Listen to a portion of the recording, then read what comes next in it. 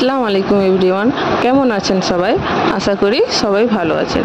আজ আমি আপনাদের জন্য এমন একটি রেসিপি এনেছি যেটা আপনারা খুব কম সময়ে সকাল বিকেলে টিফিনের জন্য আপনারা ট্রাই করে দেখতে পারেন।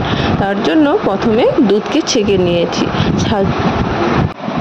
ছেঁকে নেওয়ার পরে দুধকে ফুটিয়ে নিলাম। ফুটানোর পরে তার মধ্যে তেজপাতা, নারকেল, চিনি, নুন, এলাচ, কাজু, কিশমিশ, আলমন্ড বাদাম দিয়ে ওটাকে 5 মিনিট ভালোভাবে ফুটিয়ে নিলাম। ফোটানোর পরে তার মধ্যে সিমাই দিয়ে দিলাম। সিমাই